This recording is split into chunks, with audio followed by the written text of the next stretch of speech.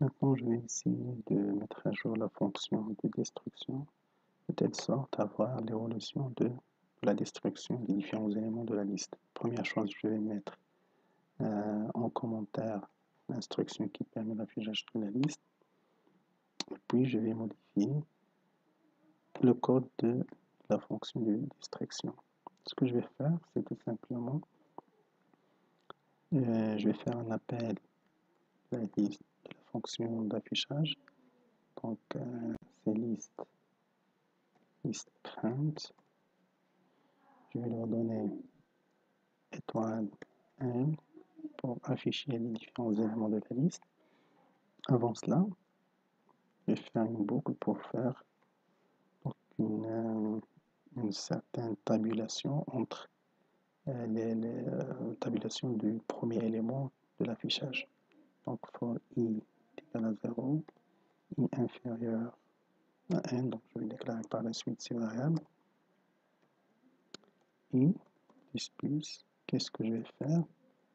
Je vais afficher un espace print. 2, 3, 4, 5, 6, 7, 8, 9.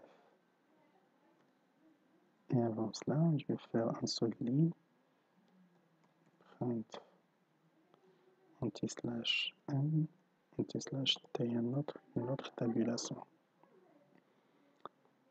Puis je déclare les différentes variables. Donc int i virgule n initialisé à 1 au début. Puis je vais incrémenter n. Donc cette incrémentation va faire quoi? Donc va tout simplement répéter l'affichage de ces espaces. D'accord?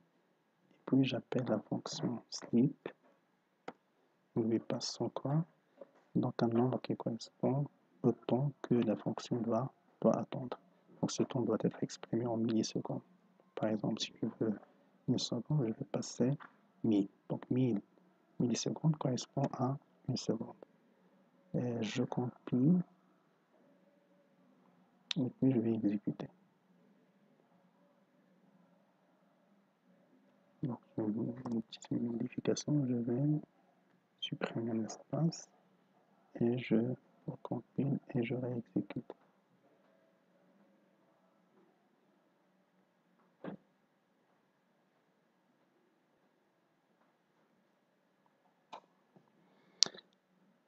Donc, comme vous voyez, donc on a affiché les différents éléments, donc la destruction du premier élément, puis l'affichage des 3 éléments qui restent, deuxième itération, la suppression du deuxième, et affichage du 2 derniers éléments qui restent, et dernière itération qui correspond à la suppression de l'avant-dernier élément, et puis l'affichage du dernier élément. Donc la dernière instruction, bien itération, qui correspond à une liste